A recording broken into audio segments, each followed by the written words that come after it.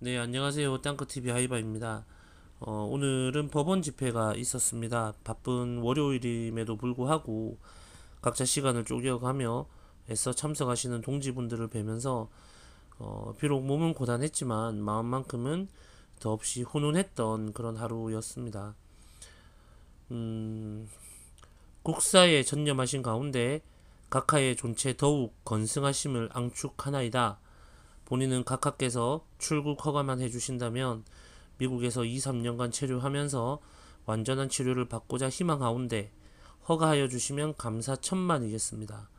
아울러 말씀드릴 것은 본인은 앞으로 국내외를 막론하고 일체 정치 활동을 하지 않겠으며 일반 국가의 안보와 정치의 안정을 해하는 행위를 하지 않겠음을 약속드리면서 각하의 선처를 악망하옵니다. 이게 그 유명한 전두환에게 제출된 김대중의 악망문입니다. 아시는 분들은 아시겠지만 이게 무려 두 번째 악망문이에요. 그리고 김대중은 사면되었죠. 좌파들에겐 치욕의 역사입니다. 그래서 좌파들은 당시 전두환이 김대중에게 악망문을 강요했다라는 억지 주장을 하기도 하죠. 이게 좌파의 민낯이 아닌가 그렇게 생각을 합니다. 무려 김대중인데요. 김대중 시기나 되는 거물 좌파도 살고자 싹싹 빌어가면서 읍소했다는 겁니다. 박성준도 그랬죠. 한명숙의 남편 되는 사람인데 통역당 사건으로 재판을 받던 중에 박성준은 선처를 요구하면서 감히 북한을 자기 입장에서는 감히 북한을 북계로 표현을 했습니다. 그리고 선배인 신용복을 팔기도 했죠. 오늘날에 와서 왜 그랬냐라고 물으면 틀림없이 일단 살아는 있어야 혁명과업을 완수할 수 있기 때문이다. 이런 개소리를 하겠지만 어쨌든 이들은 좌파에게 지워지지 않을 상처를 남겼다는 것, 이게 분명한 사실이죠. 이렇게 비교해 보니까 우리 대통령님의 정신력이 더욱더 대단합니다. 적당히 타협하고 또 원하는 대로 사과하고 모양새 좋게 합의만 보면 벌써 사회로 돌아왔을 변희재 고문의 꿋꿋한 자세 또한 그저 자랑스럽기만 합니다. 그 얼마 전 자한당 원내대표 경선에 나선 김학용, 이 김학용이 우리 대통령님의 그 사면 필요성을 언급했어요. 나경원과 함께 각축이 있을 것으로 예상되는데 아시다시피 김학용은 김무성의 비서실장 출신입니다.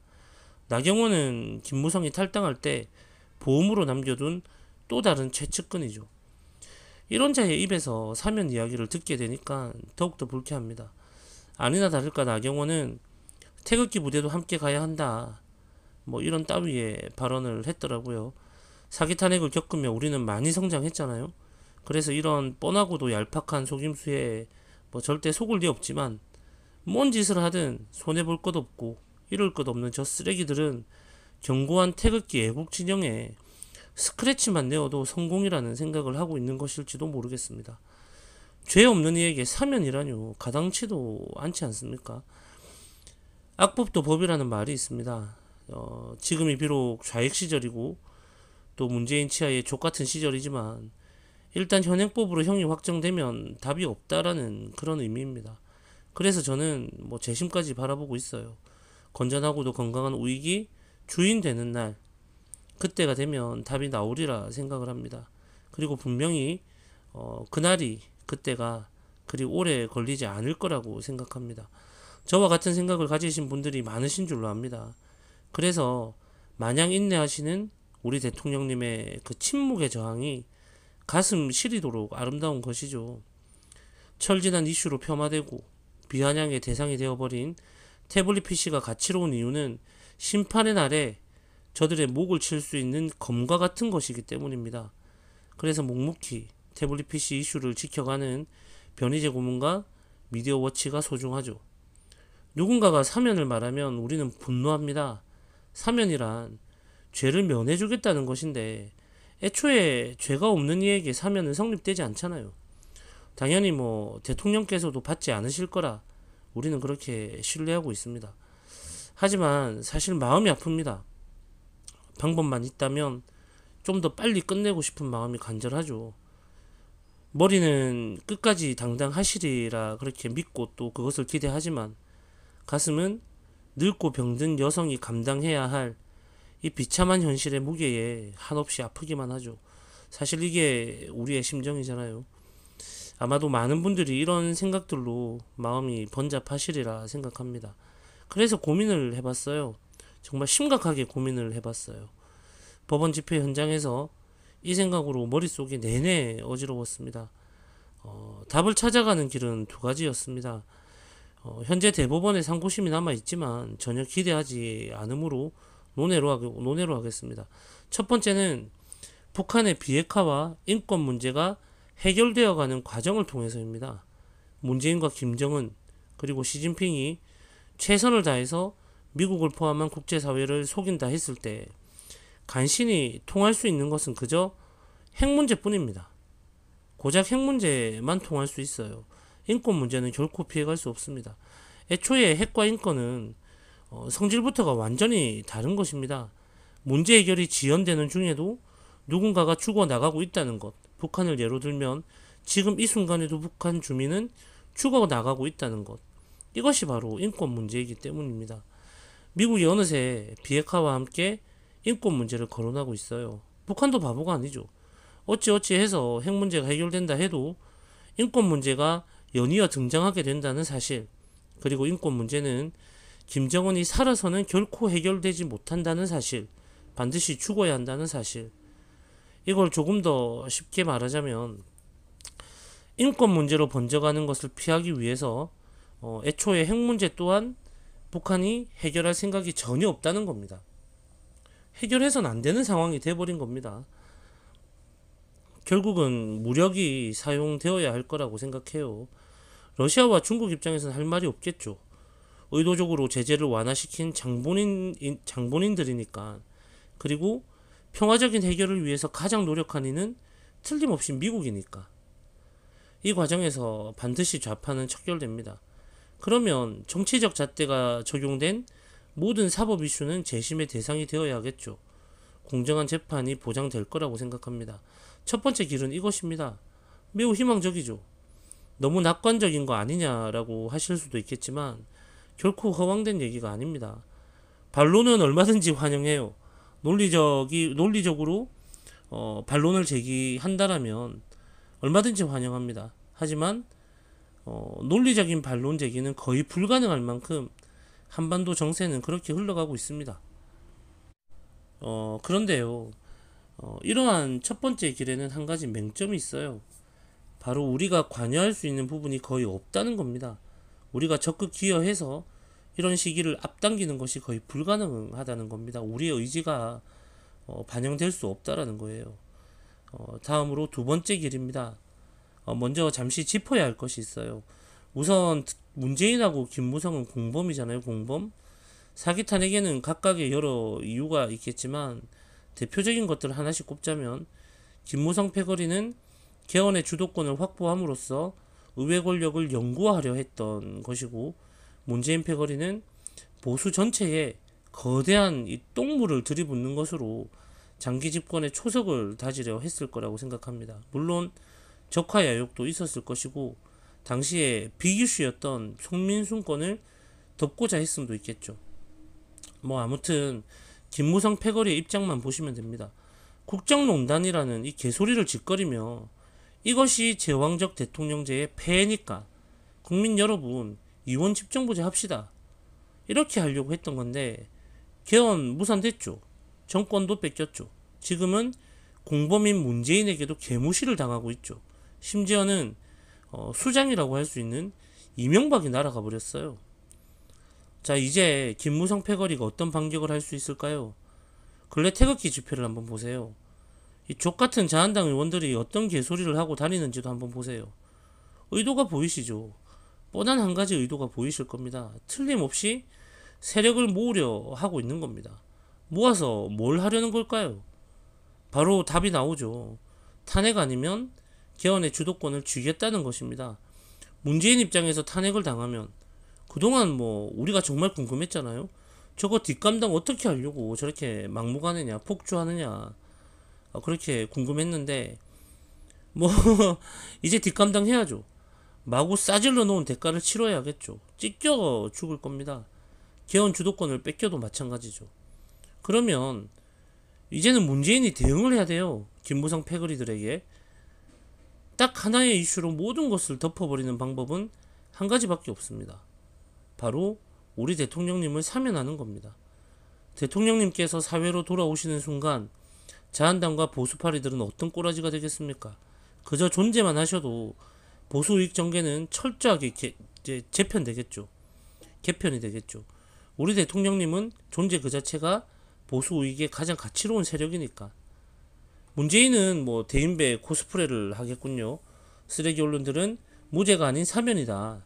사면을 받았으니까 죄를 인정한 것이다. 이딴 개소리를 할 테고 정말 끔찍하지 않습니까? 이런 사면은 뭐 전혀 원하지 않습니다.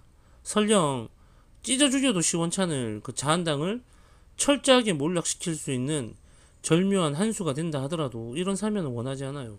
왜? 국가와 국민을 한없이 사랑하셨던 우리 대통령님께서 국가와 국민 알기를 개조수로 여기는 문재인 따위에게 문재인의 의지로 사면을 받아야 합니까? 죄가 없는데 상상만 해도 기분이 더럽잖아요.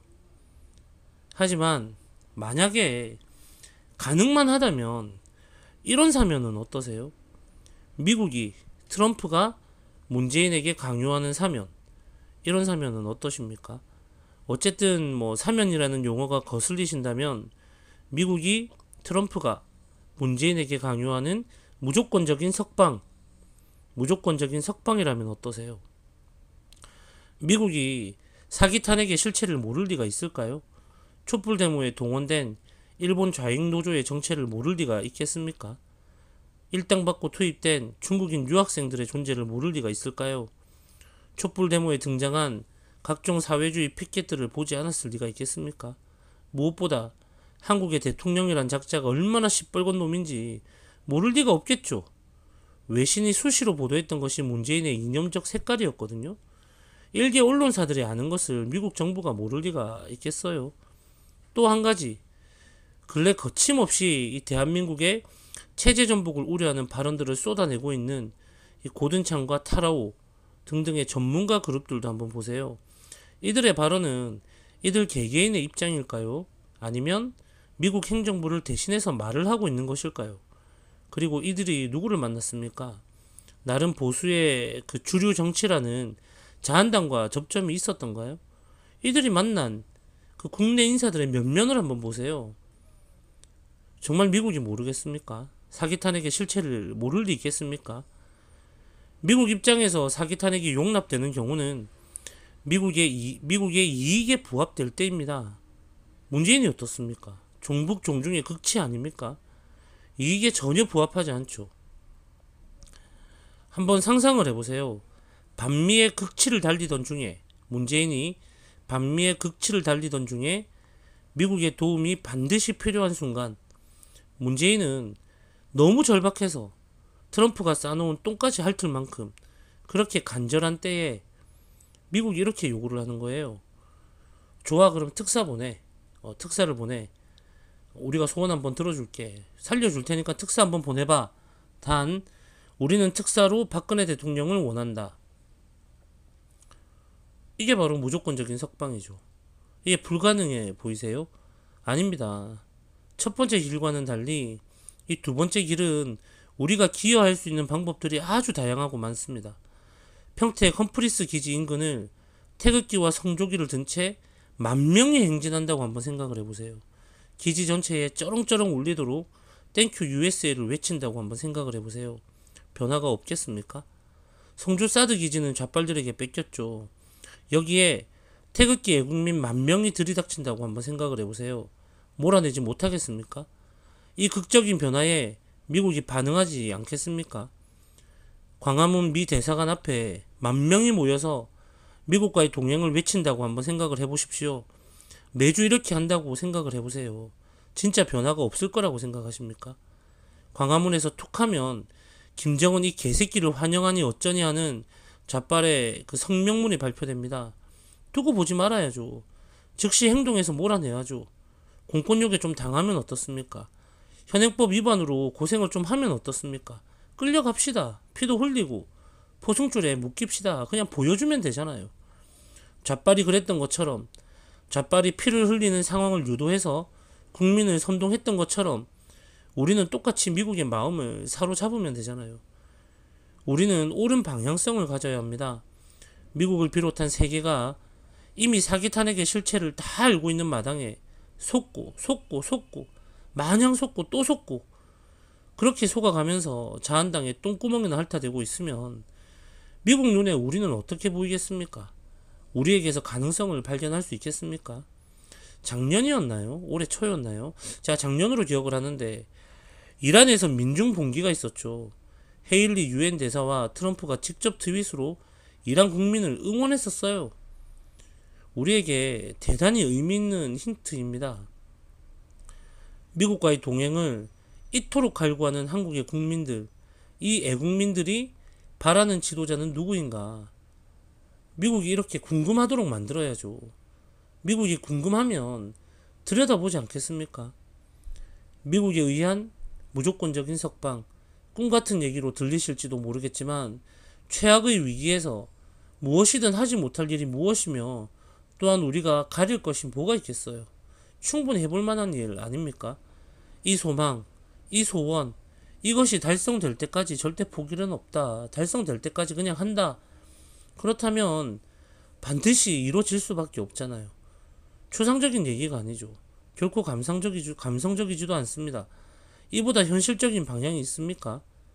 복권이라는 게 결코 꿈이 아니라고 생각합니다. 네, 들어주셔서 감사합니다.